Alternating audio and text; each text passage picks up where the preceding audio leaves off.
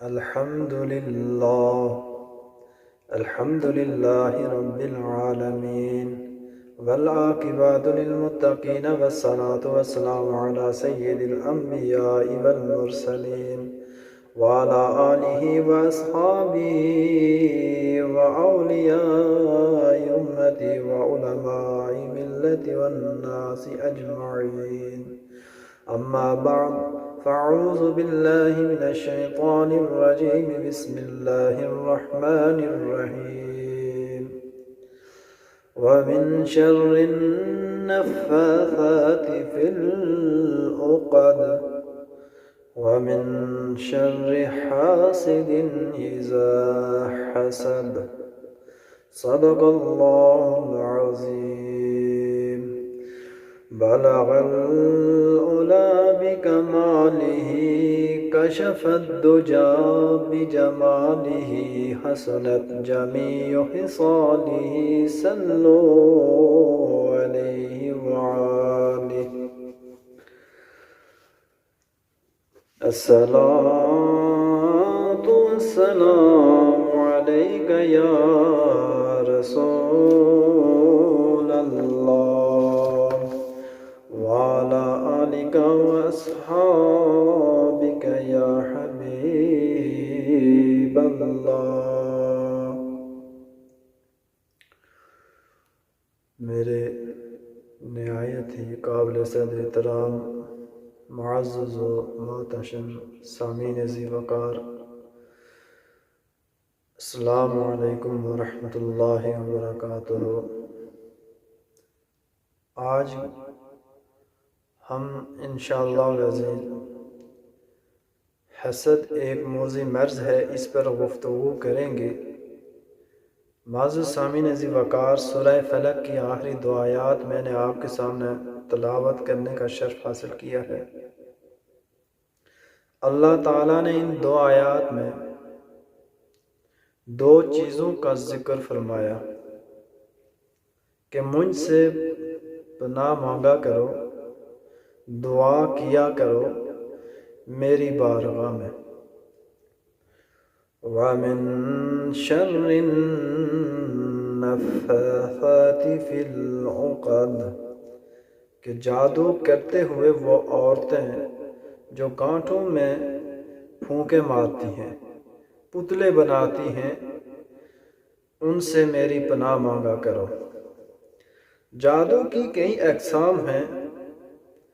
وَمِن شَرِّ حَاسِدٍ إِذَا حَسَدَ، اور جب حاسد حسد کرے تو اس کے شر سے ہمیں محفوظ رکھ.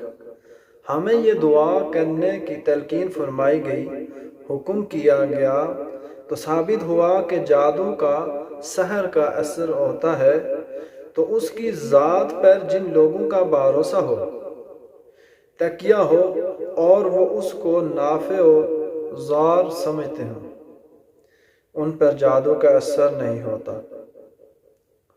تو اس سلسلے میں آج کل امت بہت پریشان ہے. ہمیں اکثر لوگ یہی کہتے ہیں کہ جادو ہو گیا ہے، ٹونا ہو گیا ہے.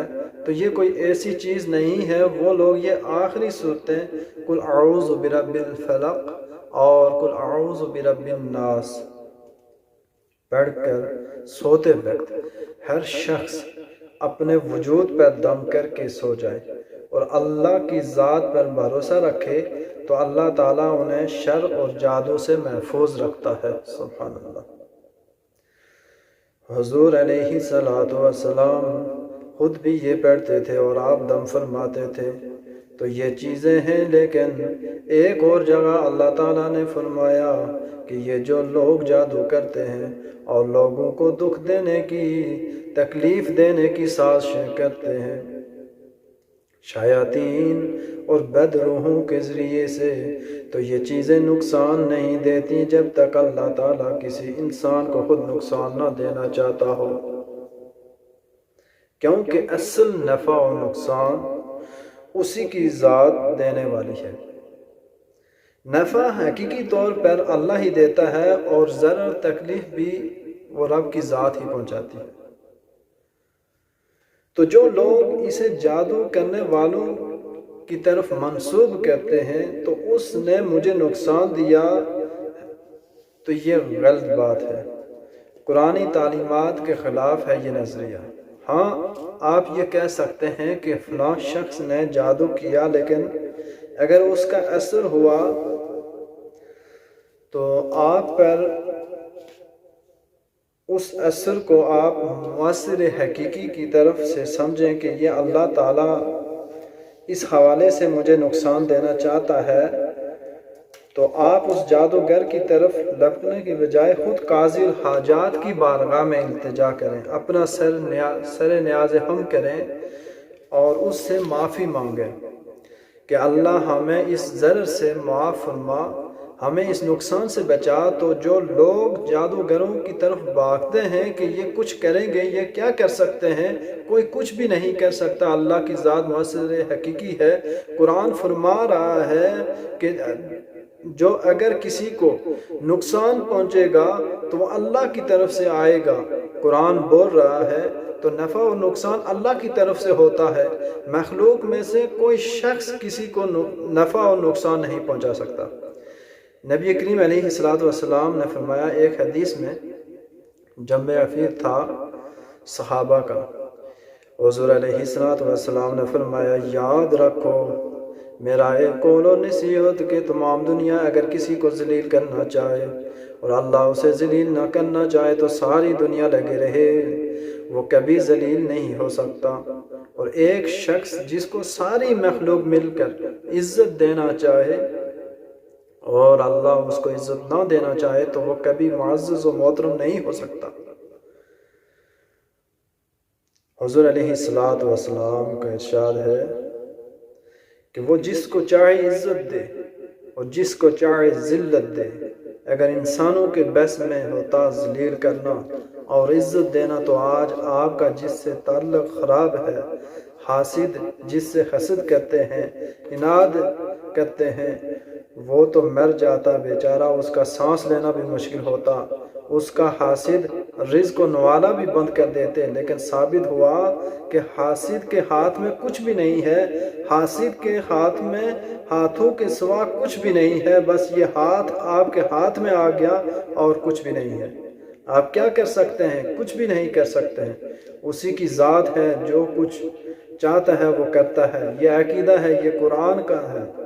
اور وَمِن شَرِّ حَاسِدٍ إِذَا حَسَدَ، اور حاسد جب حسد کرے اس کے شر سے بچا۔ حسد ایک بیماری ہے، بہت بڑی بیماری ہے، بڑی موذی بیماری ہے، متعدی بیماری ہے، یہ ایک سے دوسرے کو لگتی ہے۔ برادریوں میں حسد ہوتا ہے، بھائیوں میں حسد ہوتا ہے، بہن بھائیوں میں حسد ہوتا ہے، خاندانوں میں حسد ہوتا ہے کہ اللہ نے اس کو اتنی عزت، شہرت اور دولت کیوں دی، کمالات سے کیوں نوازا۔ ارے بھائی، اللہ سے جھگڑو جس نے عطا کیا ہے۔ کسی نے اپلیکیشن تو اللہ کی بارگاہ میں نہیں دی تھی نا کہ تو اسے یوں نواز، اس نے جیسے چاہا وہ اسے دیتا ہے۔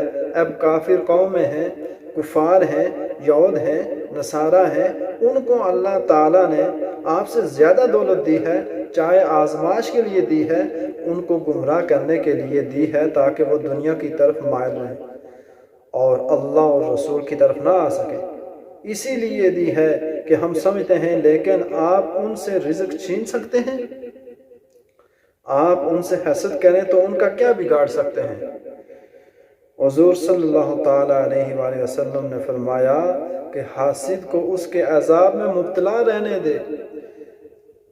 اتنا بڑا اس کو عذاب اللہ نے دیا ہے کہ جب وہ تیرا نام سنتا ہے تو جل جاتا ہے، اور وہ جب تمہیں دیکھتا ہے تو جل جاتا ہے، جب تیری تعریف سنتا ہے تو جل جاتا ہے۔ اس پر اللہ اور کیا زیادہ عذاب کرے۔ یہی سوچ کہ اگر وہ مسعود ہوتا تو حاسد ہوتا تو پھر کیا ہوتا؟ وہ قابل رحم ہے، اس کو اللہ نے 24 گھنٹے عذاب میں مبتلا کیا ہے۔ فرمایا وَمِن شَرِّ حَاسِدٍ إِذَا حَسَدَ، اور جب حاسد حسد کرے تو اس کے شر سے بچا۔